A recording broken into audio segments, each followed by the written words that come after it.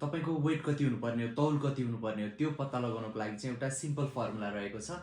100 rule भन्ने एउटा formula रहेको छ, जस अनुसार चाहिँ तपाईले आफ्नो आइडियल वेट कति हुनुपर्ने हो पत्ता लगाउन सक्नुहुन्छ।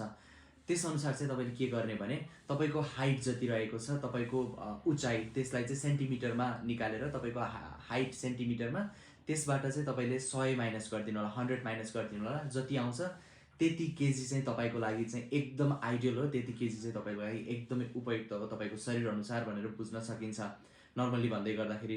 त्यस्तै गरेर अब फिमेलहरुको केसमा चाहिँ थोरै अल्टर गरौँ। तपाईको हाइट सेन्टिमिटरमा हाइट निकालेर त्यसलाई चाहिँ तपाईको 105 ले चाहिँ माइनस गर्नु होला। त्यस अनुसार चाहिँ तपाईको चाहिँ वेट चाहिँ आइडियल हुन्छ। फिमेलहरुको केसमा चाहिँ 105 ले माइनस गरिदिने, मेलको केसमा चाहिँ 100 ले माइनस गरिदिने। अब एक्जाम्पलको रूपमा दिनु पर्दाखेरि एउटा व्यक्तिको हाइट चाहिँ 165 छ, 165 छ भने त्यसलाई चाहिँ 100 ले माइनस गरियो भने उसको कति आउँछ, त्यसको आन्सर कति आउँछ, 65 केजी आउँछ। 65 केजी भनेको चाहिँ उसको लागि आइडियल वेट हो भनेर बुझ्न सकिन्छ है त। फिमेलहरुको केसमा चाहिँ त्यसमा 100 हैन 105 ले माइनस गरिदिँदाखेरि ठिक हुन्छ है त। यसरी बुझ्नु होला। भिडियोलाई शेयर गर्नु होला, हामीलाई फलो गर्नु होला। अर्को भिडियोमा भेट्ने छौँ है त। नमस्ते।